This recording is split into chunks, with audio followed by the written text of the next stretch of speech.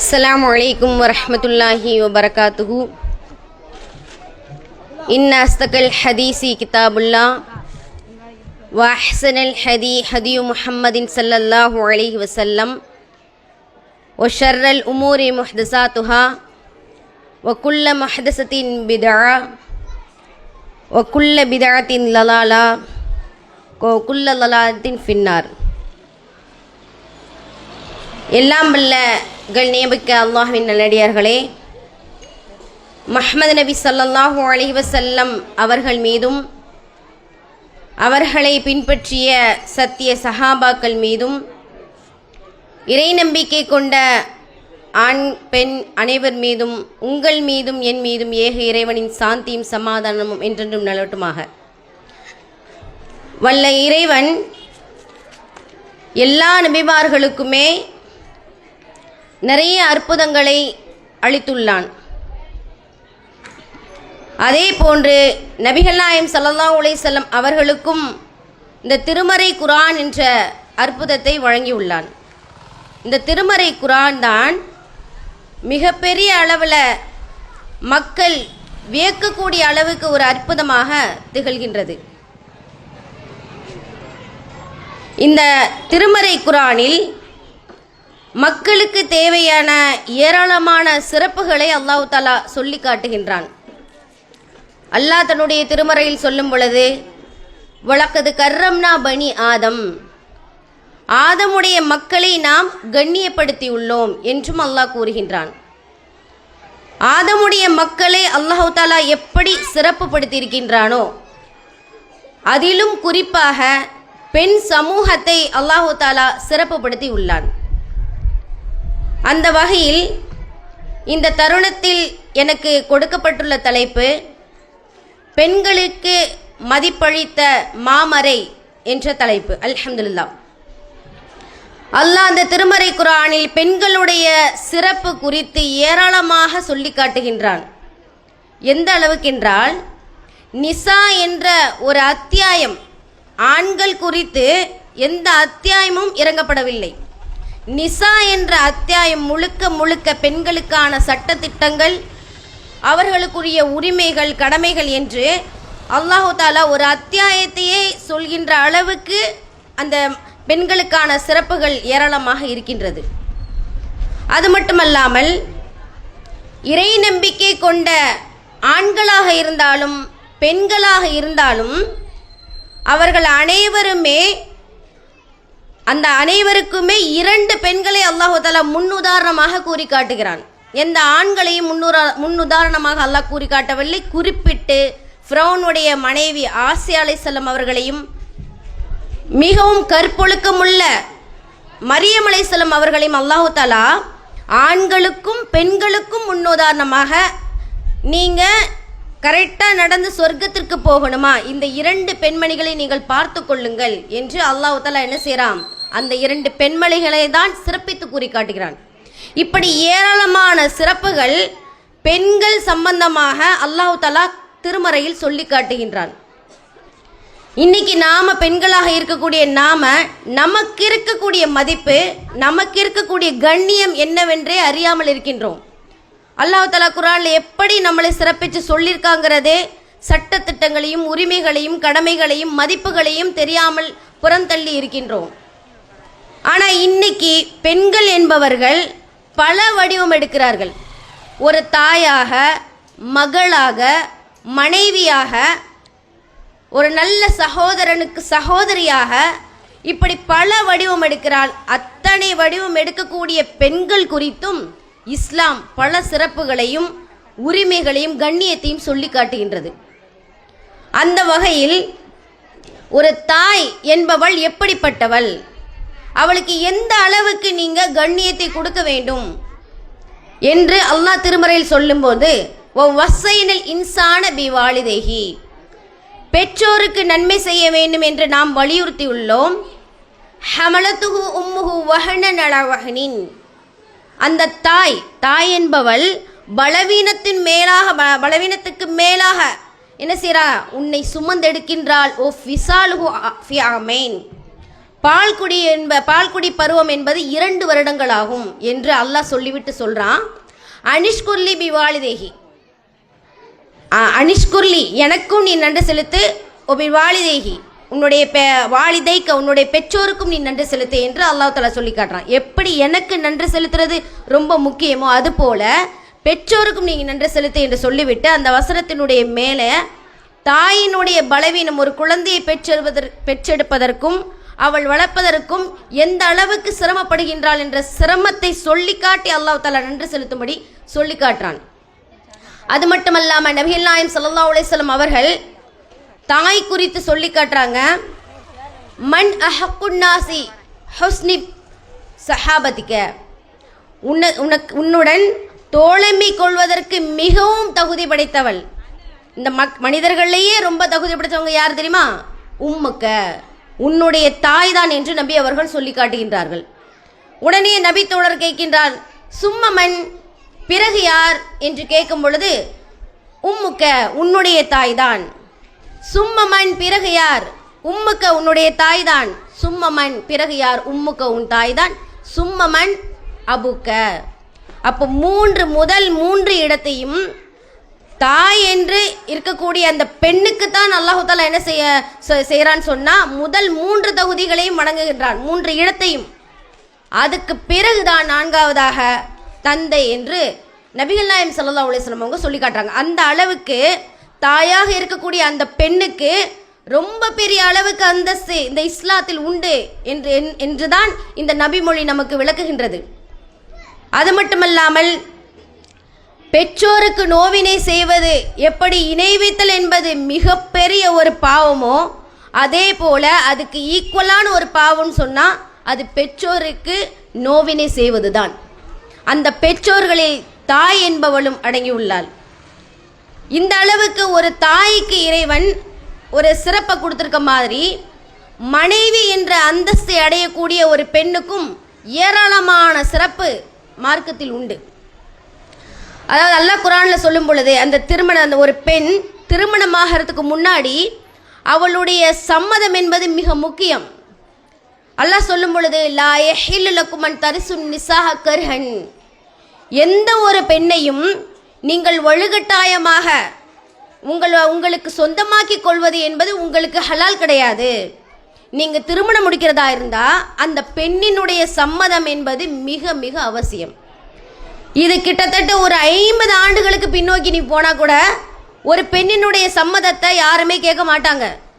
ஒரு திருமணம் முடிப்பதாக இருந்தால் அந்த பெண் மணவரையில் வைத்து தான் யாரை திருமணம் பண்ண போகிறாங்களோ அவங்கள பார்க்க முடியும். அந்த அளவுக்கு கட்டுப்பாடுகள், அந்த அளவுக்கு அவளுக்கென்று எந்தவித உரிமையோ ஒரு கண்ணியமோ ஒரு மதிப்போ நம்ம வாழக்கூடிய காலகட்டத்தில் கொஞ்சம் பின்னோக்கி போனால் கூட கிடையாது. ஆனால் அன்றைய அரபு உலகம் என்பது எப்படி இருந்துச்சு தெரியுமா? பெண் குழந்தை பிறந்தாலே அப்படி உயிரோடு தூக்கி என்ன செய்வாங்க, புதைக்கக்கூடிய காலம் இது. பெண்கள் என்றாலே வெறும் போக பொருளாக பாவிக்கப்பட்டவர்கள். அவங்களுக்குன்னு சொல்லிட்டு எந்தவித ஒரு உரிமையோ கடமையோ எதுவுமே கிடையாது. அப்படியான காலகட்டத்தில் இருக்கின்ற சமயத்தில் அல்லாஹ் தஆலா சொல்றான், பெண்களை நீங்கள் திருமணம் என்ற ஒப்பந்தத்தின் மூலம் அடைவதாக இருந்தாலும் அவளுடைய சம்மதம் முக்கியம். எந்த அளவுக்குனா ஒரு கன்னி பெண் சம்மதமில்லாமல் திருமணம் முடிக்கப்பட்டு விட்டால் அவளுடைய திருமணம் ரத்து செய்யப்படும். நபிகள் நாயகம் ஸல்லல்லாஹு அலைஹி வஸல்லம் அவங்க அதே மாதிரி திருமணத்தை ரத்து பண்ணியிருக்காங்க. அந்த திருமணம் செல்லாது. ஏன்? அவளுடைய சம்மதம் முக்கியம்.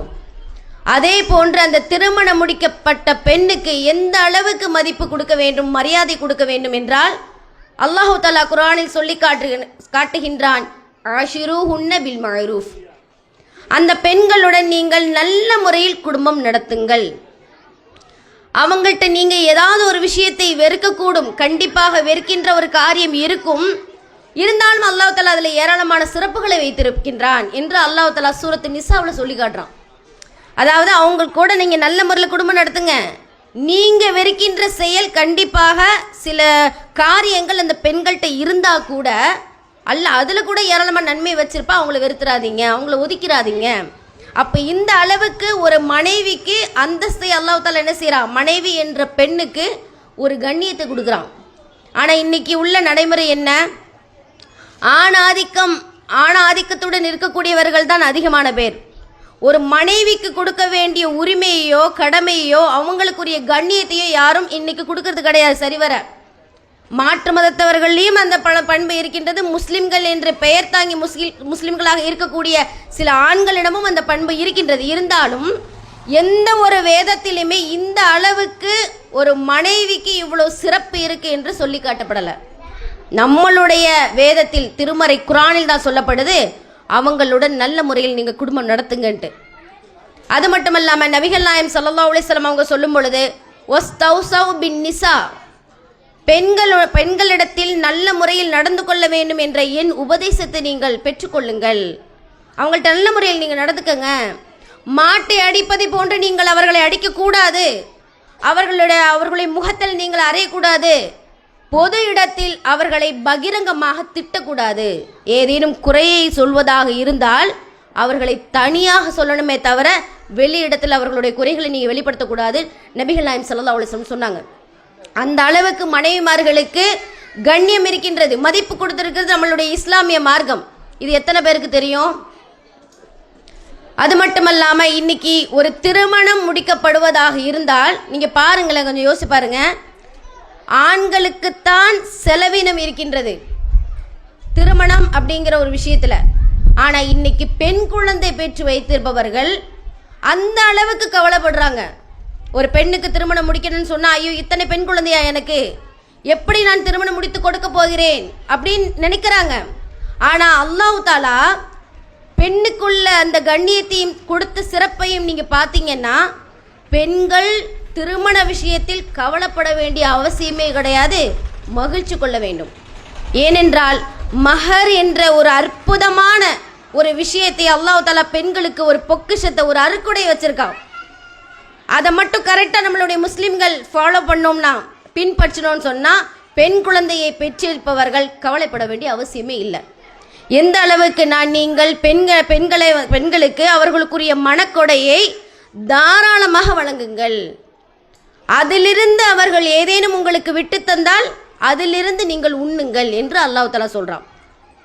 அது மட்டும் இல்லாமல் திருமறையில் சொல்லி காட்டும் பொழுது மற்றொரு இடத்தில், ஒரு மனைவியிடத்தில் மற்றொரு மனைவியை பகரமாக்க விரும்பினால், அதாவது ஒரு பெண்ணை தலாக் விட்டு இன்னொரு பெண்ணை திருமணம் முடிக்க ஒருத்த விரும்பினா, ஏற்கனவே கொடுத்த மகரை பிடுங்கக்கூடாது அவளிடமிருந்து, அது பொற்குவியலாக இருந்தாலும் சரிதான்.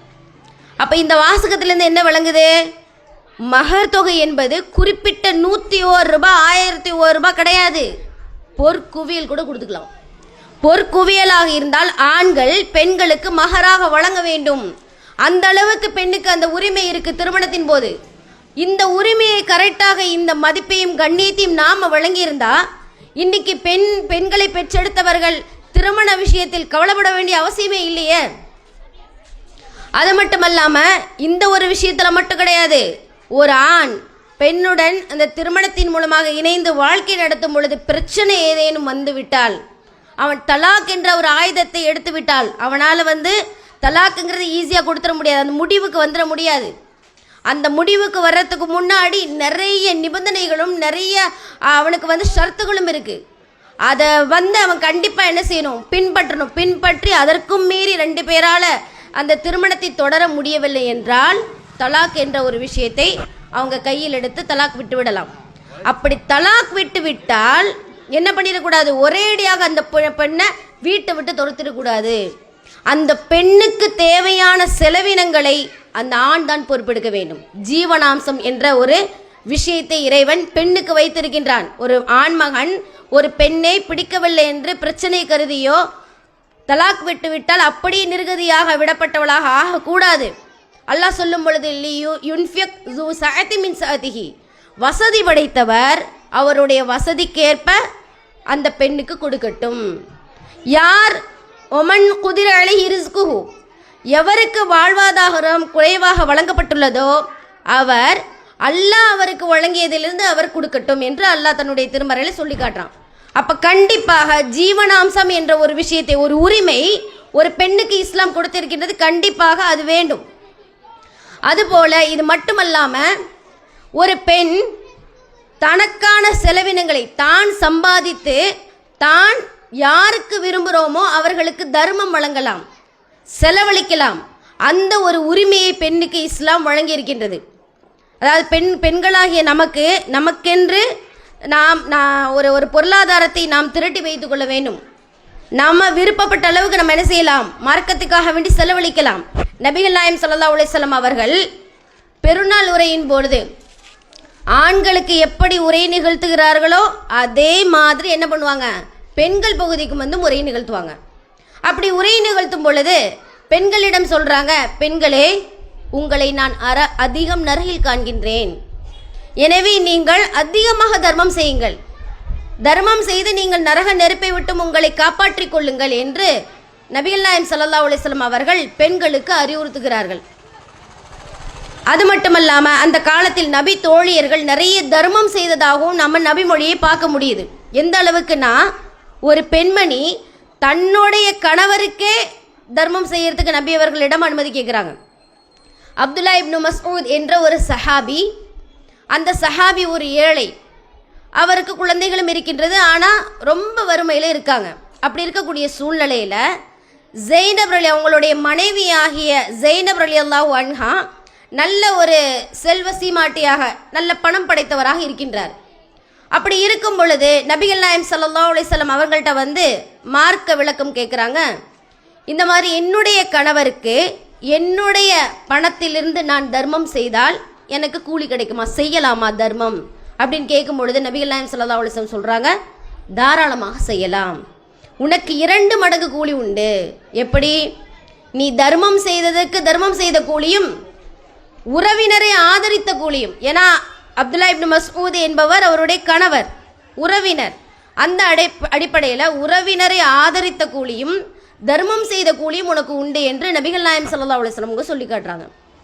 ஆனால் இன்னைக்கு உள்ள காலத்தில் ஒரு மனைவி எப்படி நடத்துகிறாங்க, ஒரு மனைவிக்கு என்ன ஒரு அந்தஸ்தை வச்சுருக்காங்க, அவங்கள்ட்ட இருக்கக்கூடிய மகராக கொடுத்த தொகையும் கூட பிடுங்கிக் கொள்கிறார்கள். அந்த மகர் தொகையை போக என்னென்ன தொகையெல்லாம் இருக்கோ அவங்க விரும்பி அவங்க கொடுக்கணும் கணவனுக்கு, வலுக்கட்டாயமாக பிடுங்குறாங்க, எழுதி சொத்தை வாங்குறாங்க. திருப்பி எதுவுமே அந்த பெண்ணினுடைய சொத்து எதுவுமே கணக்கில் கிடையாது. ஒரு கணவனுக்கு ஒரு பெண் என்பவள் தான் வைத்திருக்கக்கூடிய அந்த செலவினங்களை அப்படி கொடுத்துடணும், எந்த கணக்கும் கிடையாது. ஆனால் ஜெய்னப் ரலியல்லாஹு அன்ஹா எந்த அளவுக்கு மார்க்கத்தை விளங்கி வச்சிருக்காங்க. அப்துல்லா இப்னு மஸ்ஊத் அவர் நினைத்தால் தன்னுடைய மனைவிட்ட உரிமையோடு கேட்டிருக்கலாம். ஆனால் அந்த மனைவி அவங்களா அந்த வறுமையை பார்த்து என்ன செய்கிறாங்க, கொடுக்குறாங்க. அது தர்மம் செய்த ஒரு கூலியாக பெற்றுக்கொள்கிறார்கள். அது மட்டும் இல்லாமல் நபிகள் நாயகம் ஸல்லல்லாஹு அலைஹி வஸல்லம் அவர்களுடைய மனைவிமார்களில் ஒருவர் கூட என்ன பண்ணுறாங்கன்னா, ஒரு டைம் ஒரு அடிமையை விடுதலை செய்கிறாங்க. நபி ஸல்லல்லாஹு அலைஹி வஸல்லம் அவங்கள்ட்ட அனுமதி வாங்கலை. அவங்கள்ட்ட இருக்கக்கூடிய அடிமை, அவங்களுக்கு சொந்தமான அடிமை என்பது எப்படி ஒரு நம்ம பெரிய பங்களா வச்சுருக்கோமோ, எப்படி ஒரு கார் வச்சுருக்கோமோ, அது எப்படி ஒரு சொத்தோ அதுபோல் ஒரு சொத்து அடிமை என்பது. அப்போ அந்த காலத்தில் அடிமையை விடுதலை செய்தல் என்ற ஒரு முறை இருந்துச்சு. அடிமையை விடுதலை செய்கிறாங்க, எதற்காக வேண்டி? தர்மத்தினுடைய கூலியை பெற்றுக்கொள்ள வேண்டும் என்பதற்காக. அப்போ அந்த அடிமையை விடுதலை செய்ததுக்கு பிறகு நபிகள் நாயகம் ஸல்லல்லாஹு அலைஹி வஸல்லம் அவங்கள்ட்ட இந்த செய்தியை சொல்கிறாங்க, யா ரசூலல்லாஹ், நான் வந்து என்ன செய்கிறேன், அடிமையை விடுதலை செஞ்சேன். சொல்லும் பொழுது ரசூலா சொல்கிறாங்க, என்கிட்ட ஏன் நீ கேட்காம நீ அடிமையை விடுதலை செஞ்ச? அப்பெல்லாம் கேட்கல, நீ என்கிட்ட சொல்லியிருக்கலாமே. சொல்லியிருந்தா நம்மளுடைய உறவினர்களுக்கு ஒருவருக்கே நீங்கள் அந்த அடிமையை கொடுத்துருந்தா உங்களுக்கு 2 விதமான கூலி கிடச்சிருக்கும் அப்படின்னு ரசூலா என்ன செய்கிறாங்க, சொல்லி காட்டுறாங்க. இப்போ அந்த அளவுக்கு பெண்களுக்கு தான் விரும்பிய வகையில் விரும்பியவருக்கு செலவினம் செய்வதற்கான உரிமையை நம்மளுடைய மார்க்கம் கொடுத்து வைத்திருந்தது. அது மட்டுமல்லாமல் பெண்களுக்கு என்று ஒரு சொத்துரிமை உண்டு என்பதையும் நம்மளுடைய திருமறையில் நம்ம பார்க்கலாம். அல்லாஹ் சொல்கிறான், லின் நிசாஇ நசீபும் மிம்மா தரக்கல் வாலிதானி வல் அக்ரபூன், அதாவது பெற்றோர்களும் நெருங்கிய உறவினர்களும் விட்டு சென்றவற்றில் பெண்களுக்கு ஒரு பங்கு உண்டு. எப்படி ஆண்களுக்கு பங்கு உண்டோ அதே போல பெண்களுக்கும் ஒரு பங்கு உண்டு என்று அல்லாஹ் தஆலா தன்னுடைய திருமறையில் சொல்லி காட்டுறான். அப்போ சொத்துரிமை என்பது இன்னைக்கு இந்தியா சுதந்திரம் அடைந்ததுக்கு பிறகு, பல போராட்டங்களை அடைஞ்சதுக்கு பிறகுதான் ஒரு பெண்ணுக்கு இன்னைக்கு சொத்துரிமைங்கிறது உண்டு. ஆனால் 1400 ஆண்டுகளுக்கு முன்பே அல்லாஹ் தஆலா பெண்களுக்கு கூட எப்படி ஆண்களுக்கு சொத்துரிமைங்கிறது உண்டோ அதுபோல சொத்தில் பெற்றோர்கள் விட்டு சென்ற அந்த சொத்தில் பெண்களுக்கும் உரிமை உண்டு என்பதை நம்மளுடைய திருமறை குர்ஆனில் சொல்றத பார்க்க முடியாது. அந்த அளவுக்கு சொத்துரிமையில கூட பெண்களுக்கு சம பங்கு உண்டு, அவங்களுக்கு கொடுக்காம விடக்கூடாது. ஆனா இன்னைக்கு நம்மளுடைய மார்க்கத்தில் இருந்து கொண்டே பல நபர்களுக்கு எப்படின்னா ஒரு ஒரு ஒரு 50 ஆண்டு 30 ஆண்டு முன்னாடி பார்த்தோம்னா பெண்களுக்குன்னு சொத்துக்கள் என்ன செய்ய மாட்டாங்க, வழங்க மாட்டாங்க. ஒரு ஆண் குழந்தையா இருந்தால் ஆண் குழந்தைக்கு மட்டும் தான் சொத்துக்களை பிரித்து கொடுத்து விட்டு பெண் குழந்தைக்கு கொடுக்க மாட்டாங்க. கேட்டால் என்ன காரணம் சொல்லுவாங்க, பெண்ணுக்கு தான் சிறு வயசுலேருந்தே நீங்கள் நகை சேர்க்குறீங்க, திருமணத்துக்கு என்று நகையாக நீங்கள் கொடுக்குறீங்க, வரதட்சணையாக அவர்களுக்கு கொடுத்து முடிக்கிறீங்க. அப்படி இருக்கும்போது நான் சொத்திலிருந்து அவர்களுக்கு எதுக்கு பங்கு அப்படின்னு மார்க்கத்தை பற்றி விளங்காதவர்கள், திருமறை பற்றி அறியாதவர்கள் அன்னைக்கு இந்த மாதிரியான பேச்சுக்களை பேசிட்டு இருந்தாங்க. ஆனால் திருமறையில் தெளிவாக சொல்லப்பட்டிருக்குது, ஆணுக்கு எப்படி பெற்றோர்கள் விட்டு சென்றதில் சொத்து உண்டோ அது போன்ற உரிமை பெண்ணுக்கும் உண்டு. இன்னைக்கும் நிறைய பெண்கள் அதை விட்டு கொடுக்கிறார்கள். எப்படி இஸ்லாம் பெண்ணுக்குன்னு ஒரு கண்ணியத்தையும் உரிமையும் தந்ததுக்கு பிறகு அதை நாமே விட்டு கொடுக்கணும். ஆனால் இன்னைக்கும் விட்டு கொடுக்கக்கூடியவர்கள் நிறைய பேர் இருக்கின்றார்கள். அதுபோல பெண்களுக்கு செலவழிக்கக்கூடிய பொறுப்பை ஆண் சமூகத்துக்கு இஸ்லாம் விட்டு சென்றிருக்கிறது. ஒரு பெண்ணை நீங்கள் தான் என்ன செய்யணும், பராமரித்து பார்க்கணும். அவங்களுக்கான செலவினங்களை ஆண் தான் கொடுக்க வேண்டும். ஒரு திருமணத்திற்கு முன்பாக இருந்தால்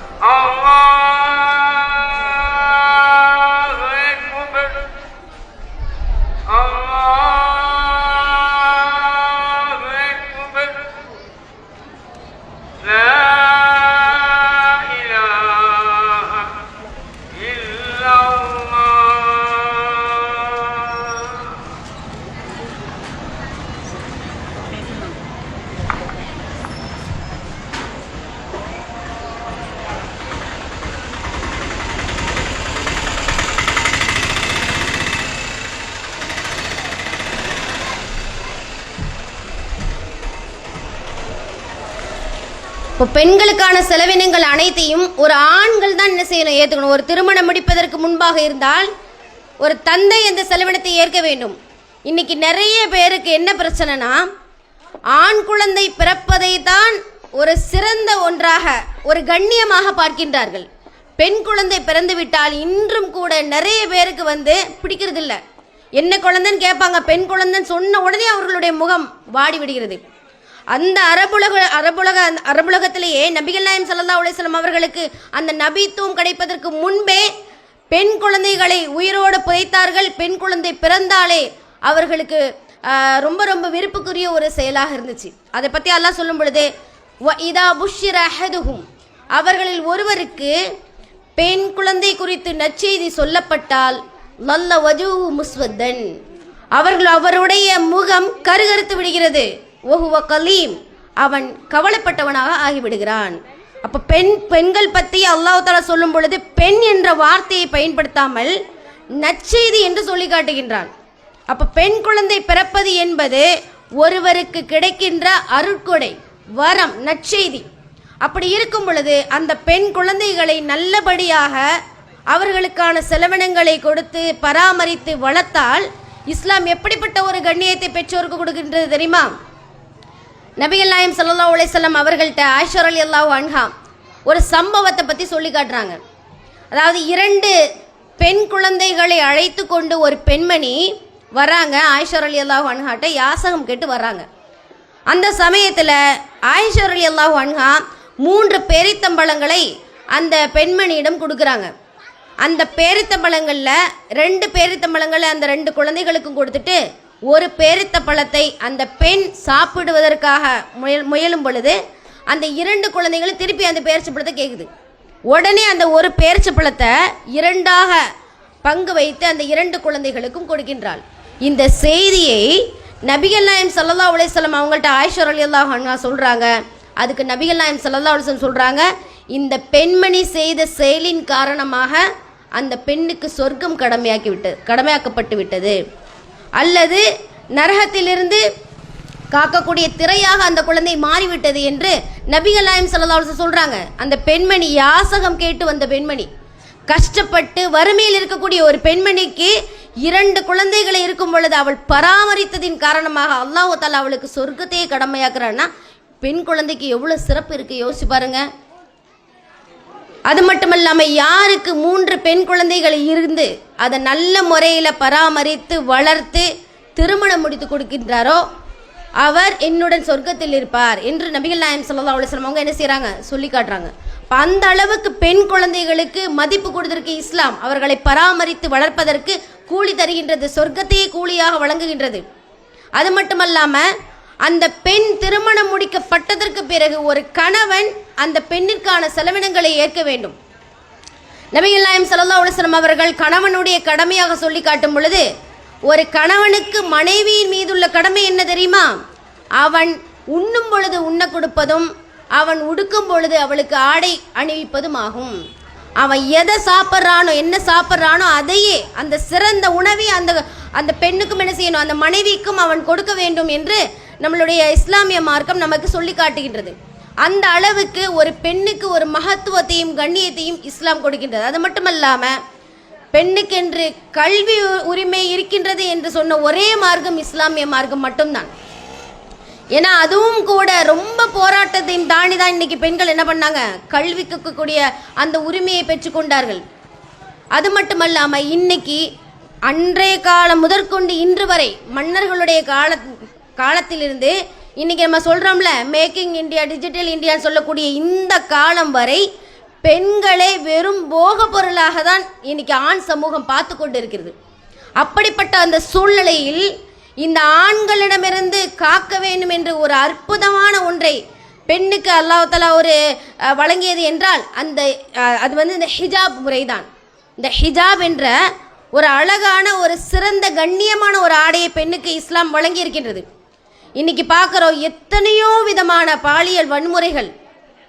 ஒரு மருத்துவராக இருக்கக்கூடிய உயிரை காப்பதற்கு உதவக்கூடிய மருத்துவரை கூட இன்னைக்கு ஆண் சமூகம் விட்டு வைப்பது கிடையாது. அதுபோல ஒரு ஆசிரியராக இருக்கக்கூடிய ஒரு ஆண் ஆசிரியர் ஒரு மாணவியை இன்னைக்கு தவறான முறையில் தான் இன்னைக்கு நடத்துவதை பார்க்குறோம். ஆசிரியர் என்பவரை தாய்க்கும் பெற்றோருக்கு சமமாக பார்க்க எல்லா மக்களுமே என்ன செய்வாங்க, பார்ப்பாங்க. அப்படிப்பட்ட ஆசிரியர் இன்னைக்கு மாணவியை தவறாக நடத்துகிறாங்க.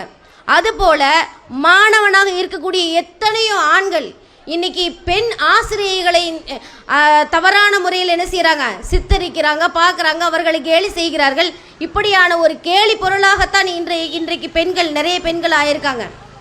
அதாவது மருத்துவர்களே நம்பிக்கையற்ற விதத்தில் இன்னைக்கு கல்கத்தா சம்பவம் ஒரு சிறந்த சான்றாக இருக்குது. அதுபோல் சாதாரணமாக எந்த பெண்மணிகளுமே இன்னைக்கு சர்வ சாதாரணமாக என்ன செஞ்சிட முடியாது, உலகத்தில் நடந்து விட முடியாது. அந்த அளவுக்கு பாதுகாப்பற்ற சூழல் தான் இந்த உலகத்தில் நம்மளால் காண முடியுது. அந்த மாதிரி சூழல் எந்த அளவுக்குன்னா, சின்ன சிறு சிறுமிகள் கூட ஒரு 3 வயசாக இருக்கட்டும் 10 வயசாக இருக்கட்டும் வயது வரம்பெல்லாம் கிடையாது. மூதாட்டிகளை கூட ஆண்களில் பல நபர்கள் விட்டு வைப்பது கிடையாது. அந்த அளவுக்கு இன்னைக்கு பெண்கள் பாதுகாப்பற்ற சூழ்நிலை இருக்கின்ற சமயத்தில் பெண்களுக்கு அவர்களுடைய அங்க அவயங்களை மறைக்க வேண்டும். அவர்களுக்கென்று ஹிஜாப் என்ற ஒரு அற்புதமான ஆடை உண்டு, அதன் மூலமாக பெண்ணுக்கு கண்ணியம் உண்டு என்று மதிப்பளித்தது தான் நம்மளுடைய இஸ்லாமிய மார்க்கம். ஆனால் மாற்று மதத்தவர்களில் அந்த மாதிரியான ஒரு நிலை கிடையாது. அவர்களுடைய வேதம் அப்படி சொல்வது கிடையாது. சொல்லப்போனால் கொஞ்சம் வருடங்களுக்கு ஒரு நூற்றாண்டுக்கு முன்னாடி பார்த்தா பெண்களில் உள்ள ஒரு குறிப்பிட்ட ஜாதியினர் மேலாடை அணிவதற்கு தடை விதிக்கப்பட்டார்கள். அப்படி அவங்க வெட்கப்பட்டு மேலாடை அணிந்து விட்டால் அவர்களுடைய அங்க அவயங்கள் அறுத்து எறியப்பட்டன. அந்த மாதிரியான வரலாறுகளில் நம்ம பார்க்குறோம். அப்படி இருக்கக்கூடிய சூழ்நிலையில் நம்மளுடைய திருமறை நமக்கு ஹிஜாப் என்ற ஒரு கண்ணியமிக்க அற்புதமான ஒரு ஆடையை நமக்கு தந்துச்சு. அல்லாஹ் குர்ஆனில் சொல்லும் பொழுது ஒக்குல்லில் முஃமினாதி யகுலுல்ன மின் அப்சாரிஹின்ன வ யஹ்ஃபல்ன ஃபுரூஜஹுன்ன வலா யுப்தீன ஸீனத்தஹுன்ன இல்லா மா ஸஹர் மின்ஹா. நம்பிக்கை கொண்ட பெண்களுக்கு நபியே நீர் கூறுவீராக, அவர்கள் தங்களுடைய பார்வைகளை தாழ்த்து கொள்ளட்டும், தங்களுடைய கற்புகளை பேணி பாதுகாத்து கொள்ளட்டும், சாதாரணமாக தெரியக்கூடிய விஷயங்களை தவிர மற்ற அலங்காரங்களை அவர்கள் ஆண்களிடம் வெளிப்படுத்த வேண்டாம் என்று நம்மளுடைய திருமறையில் அல்லாஹ் தஆலா சொல்லி காட்டுகின்றான். அதுபோல இன்னொரு வசனத்தில் அல்லாஹ் கட்டளையிடும் பொழுது ஒக்குல்லி அஸ்வாஜிக்க ஓ பனாத்திக்க ஓ நிசாஇல் முஃமினீன், நபியே உன்னுடைய மனைவிமார்களுக்கும் உன்னுடைய பெண் மக்களுக்கும் நம்பிக்கை கொண்ட பெண்களுக்கும் நீ சொல்வீராக, அவர்கள் தங்களுடைய முன்றாணைகளை தொங்க விட்டு கொள்ளட்டும். அதாவது பிறரிடமிருந்து அவர்கள் தொல்லைக்குள்ளாக்கப்படாமல் இருப்பதற்காக வேண்டும், அவர்கள் யாரென்று அறியப்பட வேண்டும் என்பதற்காகவும் தான் அல்லாஹ் தஆலா என்ன செய்கிறான், இதுதான் அவர்களுக்கு சிறந்தது என்று சொல்லி காட்டுகின்றான். அப்போ இந்த ஹிஜாப், இந்த புர்கா முறை என்பது மிகச்சிறந்த ஒரு முறை என்று மாற்று மத அன்பர்கள் கூட சொல்கின்ற அளவுக்கு, மாற்று மதத்தில் உள்ள பெண்கள் சொல்கிறாங்க, இதை நாங்கள் அணிந்து கொள்வதே எங்களுக்கு ரொம்ப பெரிய ஒரு கண்ணியத்தை கொடுக்குது, ரொம்ப பெரிய அளவுக்கு ஒரு தைரியத்தை, ஒரு நம்பிக்கை எங்களுக்கு கொடுக்குது. மாற்று மதத்தில் உள்ள ஆன்மீகவாதிகள் கூட இதை பெண்கள் கட்டாயமாக அணிய வேண்டும் என்று சொல்லக்கூடிய அளவுக்கு, எந்த அளவுக்குன்னா இந்த ஹிஜாப் முறையால் ஈர்க்கப்பட்டு நிறைய பெண்கள் என்ன பண்ணாங்கன்னா இஸ்லாத்தை நோக்கி சாரசாரையாக வந்தார்கள். இந்த முறை எங்களுக்கு ரொம்ப ரொம்ப பிடிச்சிருக்கு, பெண்களுக்கு இஸ்லாமிய மார்க்கம் ரொம்ப பெரிய அளவுக்கு ஒரு கண்ணியத்தை கொடுக்கின்றது என்று சொல்கின்ற அளவுக்கு நம்மளுடைய இஸ்லாமிய மார்க்கத்தில் பெண்களுக்கான உரிமைகளும் கடமைகளும் ஏராளம். ஆனால் இன்னைக்கு உள்ள பல முஸ்லிம் பெண்கள் இந்த ஹிஜாபினுடைய முக்கியத்துவத்தை அறிவது கிடையாது. ஏதோ ஏனோ தானமோ நம்மளுக்கு கிடச்சிச்சேன்னு வெறுப்பான முறையில், ஆனால் பல பெண்கள் அப்படி கிடையாது. ஒரு சில வெகு சிலர் அதனுடைய மதிப்பு தெரியாமல், அதனுடைய கண்ணியம் தெரியாமல், எந்த அளவுக்குன்னு சொன்னால் இன்றைக்குள்ள அரபு உலகத்தில், அந்த அரபு நாடுகளில் பார்த்தோன்னா நிறைய சட்டங்கள் மீறப்படுது. நபிகள் நாயகம் ஸல்லல்லாஹு அலைஹி வஸல்லம் அவர்கள் எந்த அளவுக்கு கஷ்டப்பட்டு இந்த மார்க்கத்தை உருவாக்கியிருக்காங்க, அதற்காக வேண்டி நிறைய நபி தோழர்களுடைய உயிர் போயிருக்கு. ரசூலா எவ்வளோ காயப்படுத்தப்பட்டிருக்காங்க. அந்த அளவுக்கு இந்த இஸ்லாமிய மார்க்கத்தை மக்களிடம் கொண்டு சென்ற ஐயாமுல் ஜாகிலியா என்று சொல்லக்கூடிய அளவுக்கு இருந்த அந்த மக்களை மூட நம்பிக்கைகளையும் சம்பிரதாயங்களையும் உடைத்து பெண்களை போகப்பொருளாக பார்த்தவர்கள் கண்ணியமான முறையில் பார்க்கின்ற அளவுக்கு உருவாக்கிய அந்த தேசத்தில் இன்னைக்கு உள்ள அவல நிலை என்ன தெரியுமா? பெண்கள் அரைகுறை ஆடை அணிந்து அழகி போட்டிக்காக என்ன செய்கிறாங்க, அங்கிருந்து புறப்பட்டு வருகிறார்கள். அதற்கு அந்த அரசாங்கம் இன்னைக்கு அனுமதி கொடுத்து வைத்திருக்கின்றது. அதுபோல அமெரிக்க அதிபர் ட்ரம்ப் அவர் என்ன பண்ணுறாருன்னா ஒரு 3 நாடுகளுக்கு சுற்றுப்பயணம் மேற்கொள்கிறார். அப்படி மேற்கொள்ளும் பொழுது அபுதாபிக்கு என்ன செய்கிறாரு, அவர் போகிறார். அப்படி போகின்ற சமயத்தில் ஜனாதிபதி மாளிகையில் கஸ்ர் அல் வதான் என்று சொல்லப்படக்கூடிய அந்த ஜனாதிபதி மாளிகையில் அவரை வரவேற்பதற்கான சில சடங்கு சம்பிரதாயங்கள் நடக்கின்றது. அப்படி நடத்தப்படும் பொழுது பெண்கள் என்ன பண்ணுறாங்கன்னா வெள்ளை ஆடைகளை அணிந்து கொண்டு தலைவிரி கோலத்தோட, ஹிஜாபே இல்லாமல் தலைவிரி கோலத்தோட டசன் கணக்கில் பெண்கள் 2 அணிகளாக வகுத்து கொண்டு ஒரு பக்கத்திலிருந்து மறுபக்கத்திலிருந்து ஒரு பக்கமாக தலையை அசைத்து கொண்டு ஆடிக்கொண்டு இருக்க, பின்னால் என்ன பண்ணுறாங்க, ஆண்கள் தப்ஸ் அடித்து கொட்டடித்து கொண்டு அந்த ட்ரம்ப்பை என்ன செய்கிறாங்க வரவேற்கக்கூடிய வீடியோ இப்பொழுது சமீபத்தில் எல்லா மக்களிடத்திலும் வைரலாக பரவிட்டு இருக்கு சமூக வலைதளங்களில். இப்போ எந்த அளவுக்கு எப்படியெல்லாம் கஷ்டப்பட்டு இந்த பெண்ணுக்கான கண்ணியத்தை உருவாக்கிய அரபு சமூகத்தில் இன்னைக்கு இப்படி ஆயிட்டு இருக்குன்னு சொன்னால் நாம் சிந்திக்க வேண்டிய சூழ்நிலையில் இருக்கும். நமக்கு இஸ்லாம் நமக்கு எந்த அளவுக்கு கண்ணியத்தை கொடுத்துருக்காது, எந்த அளவுக்கு நம்ம பாதுகாக்கணும். இன்னும் சொல்லப்போனால் நாம் நிறைய அல்லாவுக்கு நன்றி செலுத்தக்கூடிய ஒரு தருணத்தில் இருக்கும். ஏன்னா இன்னைக்கு அல்லாவுக்கு நன்றி செலுத்துதல் அப்படின்னு ஒன்று வச்சுட்டா எந்த விஷயத்துக்கு நம்ம நன்றி செலுத்துவோம்? எனக்கு செல்வம் பொருளாதாரம் வழங்கப்பட்டு ரொம்ப மேல்நிலையில் இருந்தேன்னா நான் அல்லாவை நினைப்பேன். எனக்கு எல்லா விதமான அருள்களையும் இறைவன் எனக்கு கொடுத்துருக்கான், எனக்கு என்ன குறை வச்சிருக்கா, விழுந்து விழுந்து தொழுவேன். செல்வத்தில் அடக்குவதல்ல அல்லாவுடைய அருட்கொடை, அப்படி அடக்கக்கூடாது. ஏனென்றால் அருட்கொடை என்பது இஸ்லாம் பெண்களுக்கு வழங்கிய பாதுகாப்பும் கண்ணியமும் உரிமையும் தான். அதற்காக வேண்டி இறைவனுக்கு எவ்வளவு நன்றி செலுத்தினாலும் போதாது. ஏன்னா மாற்று மதத்தில் அந்த மாதிரியான வேதங்களில் அந்த மாதிரியான உரிமைகளோ கடமைகளோ சொல்லப்படுவது கிடையாது. எவ்வளோ பெண்கள் சீரழிக்கப்படுகிறார்கள். எந்த கணவன்மார்களும் பார்க்க முடியாமல், அதாவது மது அருந்தி கொண்டு குடி போதையில் மனைவி வெளியில் இழுத்து போட்டு அடித்து கேவலப்படுத்துகின்ற எவ்வளோ கணவன்மார்கள் இருக்கின்றார்கள். அப்படி இருக்கும் பொழுது அவர்களுக்கெல்லாம் என்ன செய்யலை, அவர்களுடைய வேதத்தில் இது போன்று சொல்லப்படலை. நமக்கு எவ்வளோ இறைவன் கண்ணியத்தையும் மதிப்பையும் கொடுத்து எவ்வளோ ஒரு பாதுகாப்பான சூழ்நிலையில் வச்சுருக்கான். அப்படி இருக்கும்போது நமக்கு என்ன செய்யணும், இறைவனுக்கு எவ்வளோ வேணாலும் என்ன பண்ணலாம், நன்றி செலுத்தி கொண்டு நம்மளுக்கு இறைவன் கொடுத்த அந்த சிறப்புகளை மற்ற மக்களுக்கு எடுத்துரைக்க வேண்டிய ஒரு கட்டாயத்தில் இருக்கிறோம். ஏன்னா எந்த அளவுக்கு இஸ்லாம் பல உரிமைகளையும் கடமைகளையும் வழங்கியிருக்கோ, அதே போல ஆண்களுக்கு அந்த பிரச்சாரம் பண்ணுறதுக்கான உரிமை வழங்கியது போல பெண்களுக்கும் இஸ்லாமிய மார்க்கம் பிரச்சாரம் செய்யக்கூடிய அந்த உரிமையை வழங்கியிருக்கு. ஆண் மட்டும்தான் மார்க்கத்தை எடுத்து சொல்ல வேண்டும் என்ற அர்த்தம் கிடையாது. அல்லாஹ் குர்ஆன்ல சொல்லும் பொழுது குன்தும் ஹைர உம்மத்தின் உஹர்ஜத்தில் லின்னாஸ் தஅம்ரூன பில் மஅரூஃபி வ தன்ஹவுன அனில் முன்கர்.